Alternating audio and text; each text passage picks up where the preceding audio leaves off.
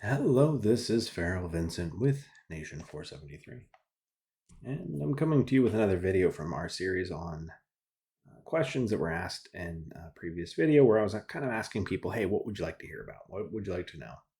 And I think this one will be a fairly quick video because we just want to focus in on one topic: breakthrough skills. When do they work? How do they work? So I've thought of two ways of doing this video. We can go piece by piece, but I want to break this up between active skills and passive skills. I will let you guys know right now, I am very biased towards preferring passive skills over active skills. The reason being is the passive skills generally work in more scenarios. I will say the word generally because there are a couple of exceptions, but we will breeze through those. So, let us start with the active skills because there are less of them, and I have a very easy way of showing you where they are. The reason being is I have them all right here. So these are the active skills. They all have three main components. So when you click on them, they have a duration, generally 1 hour. With the exception of the last two, these ones are set onto a specific city and they last for 12 hours. There is a cooldown. The cooldown you will not know until the first time you click them, but generally speaking, it is 2 days, 2 days, 2 days, and 4 days. Or 5. I think it's 5 for the last two. So again, all twos, 5. Pretty sure it's 5. I only ever click them like once in a blue moon, so that's the problem with some of these. Notable, really good ones for me is Aeon's magnetic shield.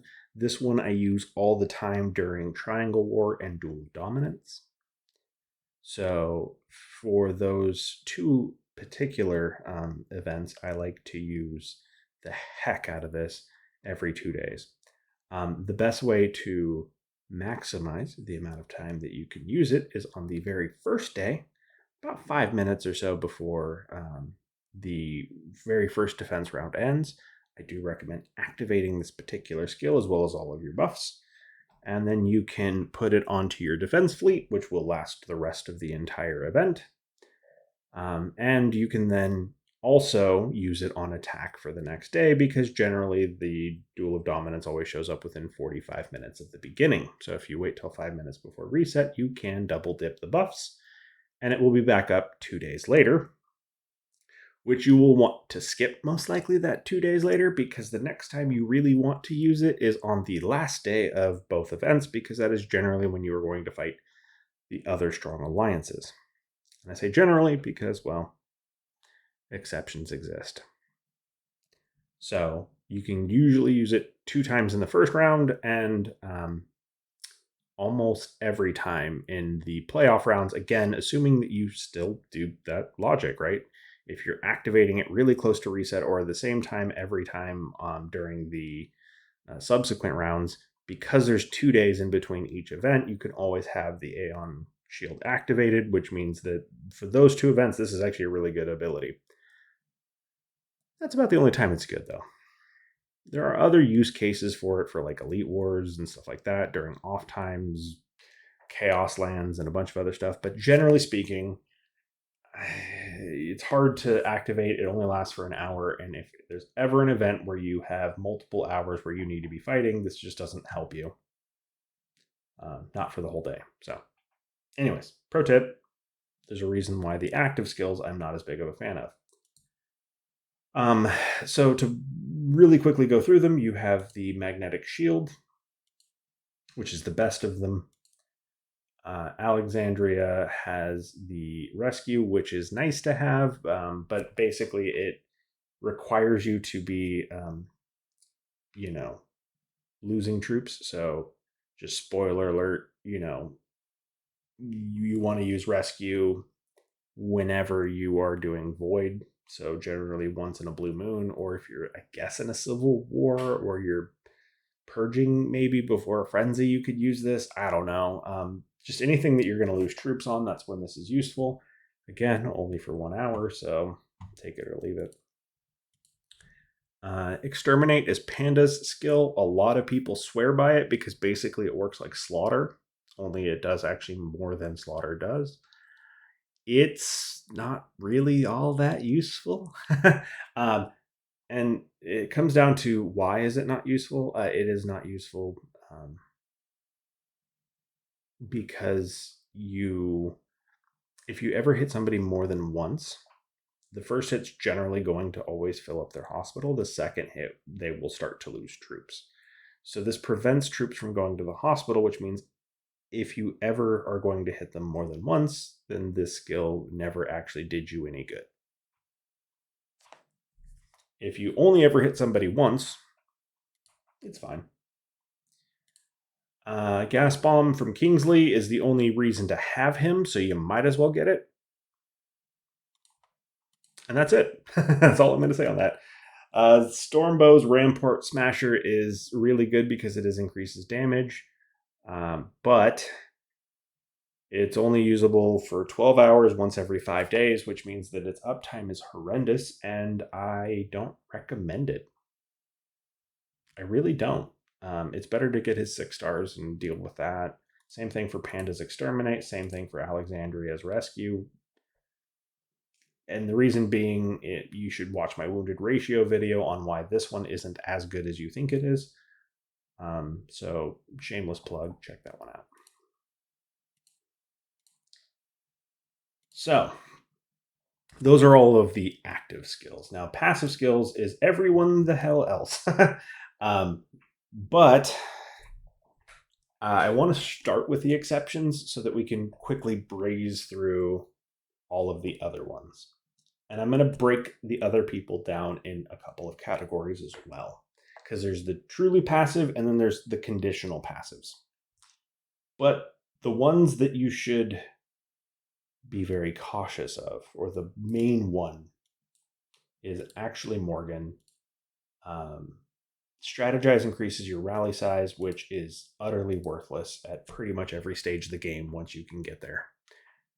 You rarely, if ever, need a bigger fleet size. The only time that it can really ever actually help you is for global conquest, so that you can have more troops sitting in a tower, because the rally size or the maximum rally size determines that. I guess it could help you for like zombie uprising, but you don't need the help, just time defense. And that's the problem with his skill, is just time defense. If you can time defense or speed defense or whatever you want to do, his skill doesn't matter. So don't get it. Seriously, don't. You'll never need it. I mean, if you have all of the perfect triple S skills on him and you've got nothing else to do with his fragments, great. I'd honestly just sell his fragments at that point, because that's how worthless that skill is. So the other one that is conditionally useful and is the one that I would like to recommend people kind of keep in the back of their mind but don't necessarily use as much is the defensive expert on F. Medici. This only takes into effect when your city is being attacked, period. So it is only useful if you are fighting defensive battles. If you are not fighting defensive battles in your city, right, and very specifically your city, this effect does not go off at all, and it doesn't help you. Cool? Everyone's kosher. And by the way, this is true of the uranium mines too, which the uranium mines has a couple of exceptions to other skills that I will talk about pretty much right now. So we're going to talk about the rest of the conditional skills. And so what do I mean by conditional? Conditional means it's going to use the words when attacking. And that generally means that it's not useful to you on defense. And I say generally because the uranium mines is an exception for those conditional skills, because they will both work on attack and defense, which means that you want to have those officers equipped at all times when you're in the uranium mines, because you need to have that officer equipped at the time you're attacked in order for the skill to work. So if you had F. Medici on right now and you got attacked in the uranium mines, he wouldn't help you because his thing only works on your city and isn't an exception that the uranium mines have. so therefore worthless. Cool? That's the point. All right. I said that very succinctly. If you really need to go back, I recommend just scrolling back a few seconds because that is a long explanation, so I'm sorry for that. So, breakthroughs. These are the conditionals. EMP bomb. Again, you'll see when attacking.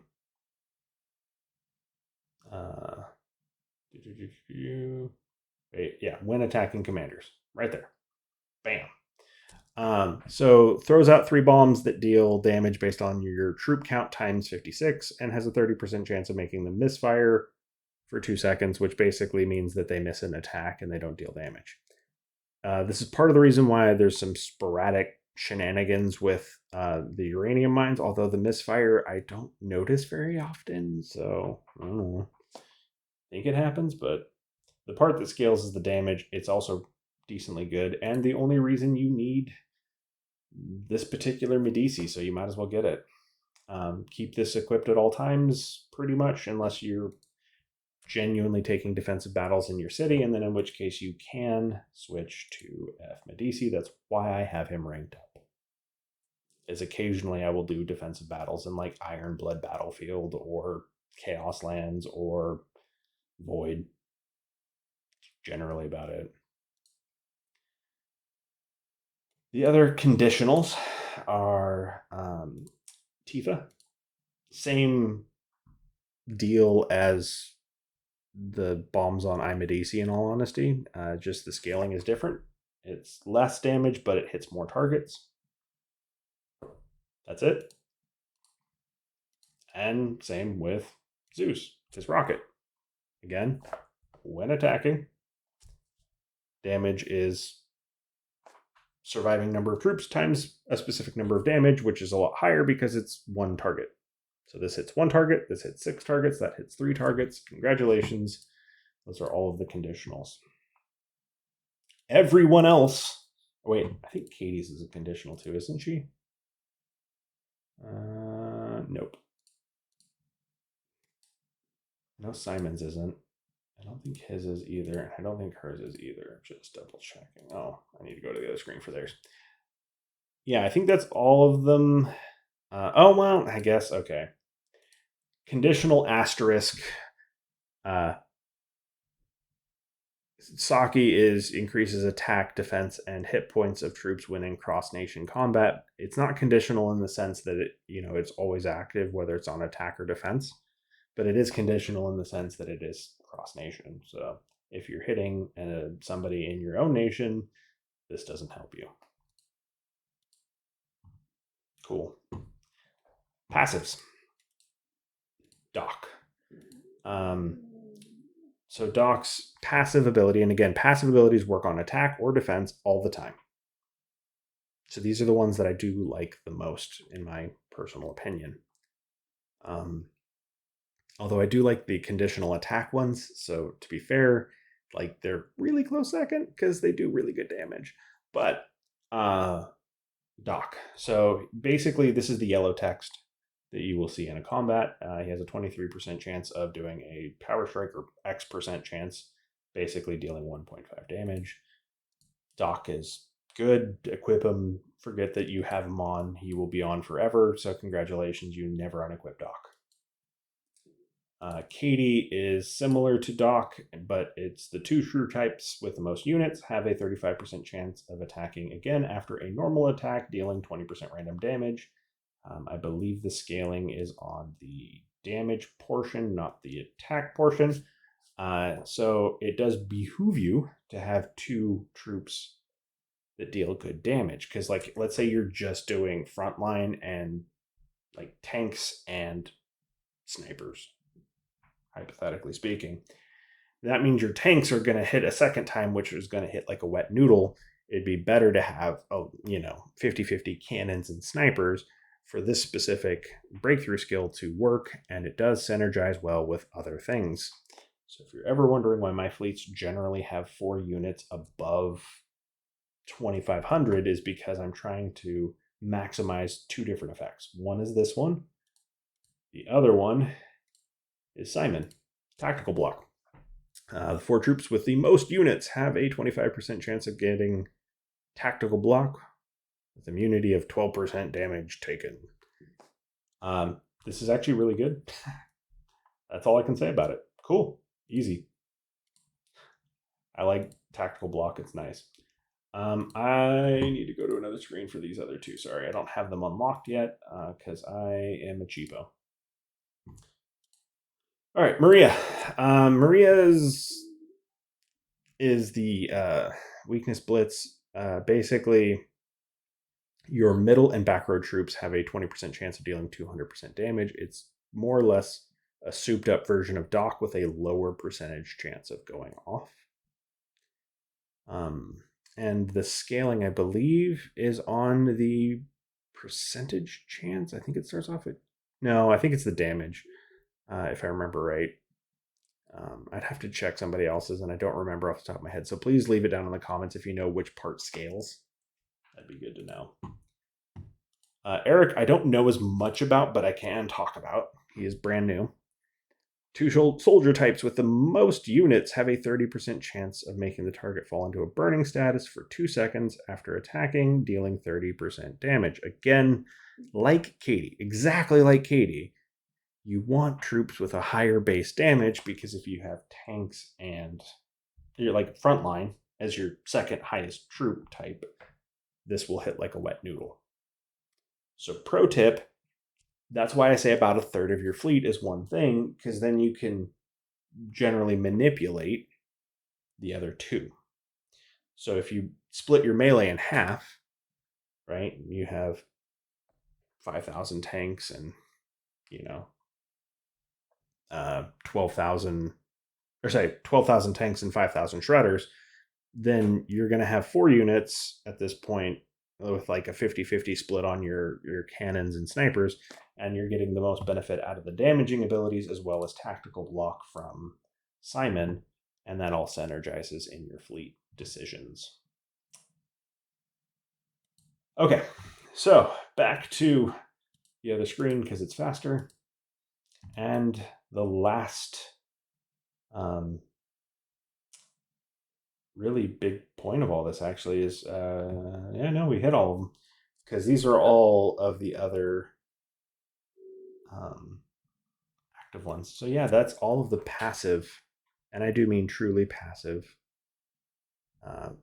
abilities. And I just realized my fatal flaw in the word always active. Okay, so real quick, Laureline only works in Doom Arena and Elite Wars, so it is technically conditional, but it is defense or offense. There is an Elite War trick. Does everyone know it? If you don't, leave it down in the comments. If I get a few comments on what the heck are you talking about, Vincent, I have no idea what you're talking about with the Elite War trick, I will teach you in another video.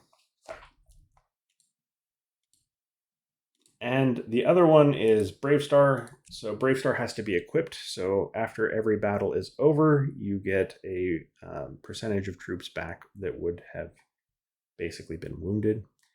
This does work in non-loss events. And I do recommend switching Morgan out for Brave Star if you have this particular ability in, let's say, Global Conquest, Chaos Lands, Frenzy, Iron Blood Battlefield, things like that, because it does help to increase your longevity, and you will get more units and save yourself speeds. So saving yourself healing speeds, I mean, at the 12% I have, sometimes it could save me up to like a day or 2 of actual healing, which really adds up towards your overall score, because now you have more troops that you didn't before, and you're saving yourself time. And time is money.